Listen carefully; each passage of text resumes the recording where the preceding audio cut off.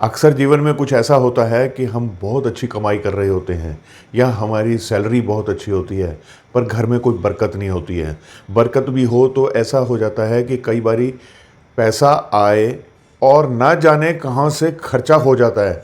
कभी कमाई ज़्यादा हो गई, बहुत पैसा घर में आया और साथ के साथ ही खर्चा भी आ जाता है और फिर वही खाली के खाली। नमस्कार, मैं एस्ट्रो केवल आज कुछ आपको ऐसे सूत्र दूंगा जिनको अगर हम अपने जीवन में फॉलो करते हैं, उनको ऊपर हम अगर विचार करते हैं और उन्हें अपने जीवन में हम उनकी प्रैक्टिस रखते हैं, वो सारी चीज़ों को अगर हम अपने जीवन में करते रहते हैं तो घर में बरकत पड़ती है और दरिद्रता नहीं आती। और कभी कभी ऐसा भी होता है जब हम बहुत मुसीबत में खड़े होते हैं तो कहीं ना कहीं से ईश्वर रास्ता बना देता है कि हमारे जो काम हैं वो बनने लग जाएं। तो इसके लिए सबसे पहला सूत्र ये है कि सुबह जल्दी उठिए और सूर्य देव के दर्शन कीजिए। मेरे कहने का मतलब ये है कि ब्रह्म मुहूर्त में उठिए। ज़रूरी नहीं है कि आप पहले नहाने भागिए, नहा लें तो बहुत अच्छा है, लेकिन अगर आप सूर्य देव के सुबह सुबह दर्शन करते हैं जब सूर्य देव लाल रंग कर होते हैं और उनको देखना बहुत आसान सा होता है, ऐसे समय में अगर आप उनके दर्शन करते हैं, उन्हें नमस्कार करते हैं तो सूर्य देव का आशीर्वाद मिलता है।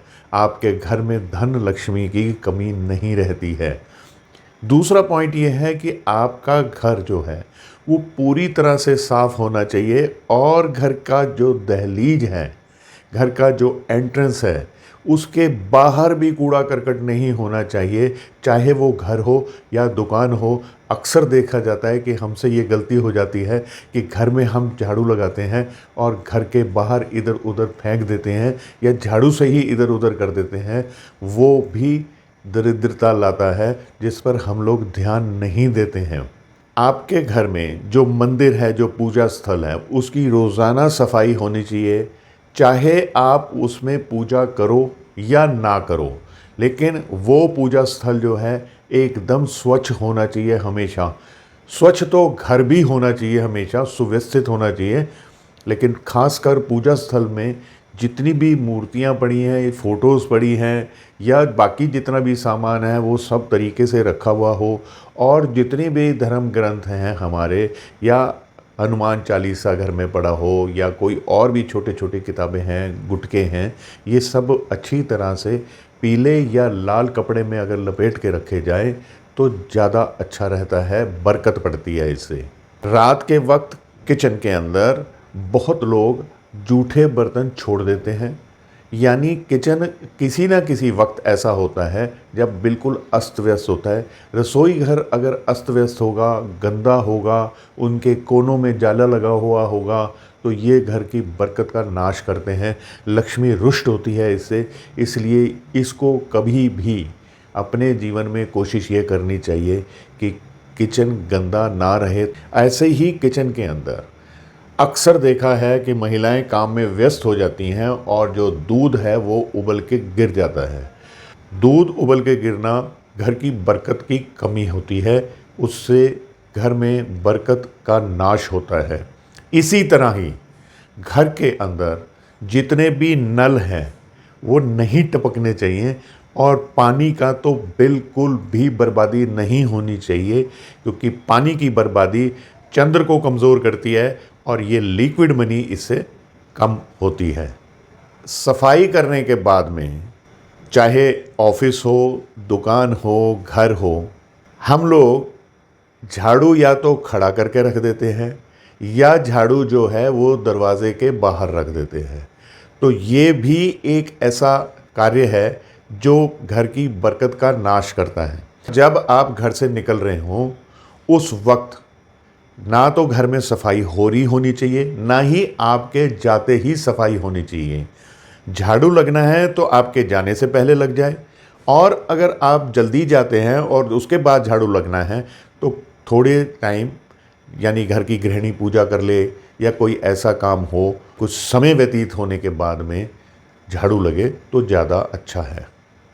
अधिकतर परिवार ऐसे भी होते हैं जो अपने घर में नंगे पांव चलते हैं और उनके जितने भी जूते हैं वो मुख्य द्वार के बाहर पड़े होते हैं। अब ये एक अच्छी आदत है, लेकिन मुख्य द्वार के बाहर जो जूते रखे जाते हैं या चप्पल रखी जाती हैं, वो एक तो द्वार के सामने नहीं होनी चाहिए, और दूसरी बात यह है कि वो संभली हुई पड़ी होनी चाहिए, जुड़ी हुई पड़ी होनी चाहिए, सजा के रखी हुई होनी चाहिए, उल्टी सीधी एक दूसरे के ऊपर नहीं पड़ी होनी चाहिए।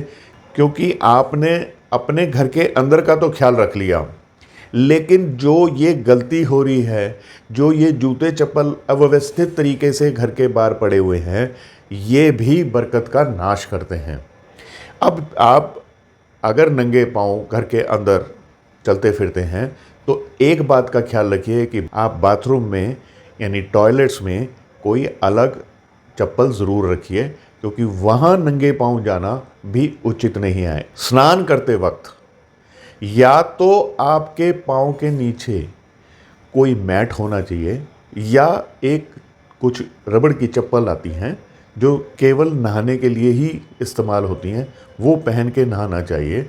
नंगे पाँव नहाना भी बरकत का नाश करता है। जब आपने स्नान कर लिया है तो स्नान के बाद में एक वाइपर से जितना बिखरा हुआ पानी है उसे बहा दीजिए, उसे वहाँ से साफ़ कर दीजिए। आपके शरीर से उतरा हुआ जो भी पानी है, उससे दूसरा व्यक्ति जो भी नहाने जाए वो उस पानी के ऊपर ना जाए, तो ये बहुत अच्छा है, क्योंकि इसके और भी दुष्परिणाम होते हैं। साल में एक बारी परिवार के समेत या कम से कम एक दो घर के मुख्य व्यक्ति वो किसी तीर्थ यात्रा पे ज़रूर जाएं, और दूर की हो वो ज़रा घर से, और वहाँ जाकर अच्छी तरह से पूजा पाठ करें और कुछ सफाई भी कर आएँ।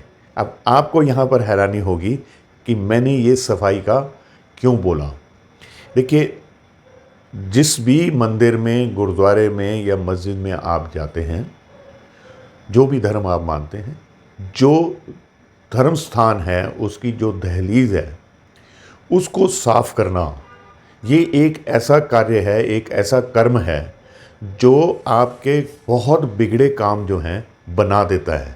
और ये अगर आप नियमित रूप से करते रहें तो आपके जीवन में कई बार ऐसे होगा कि भाग्य आपका उस वक्त साथ देने के लिए आ जाएगा जिस वक्त आप बहुत मुसीबत में होंगे।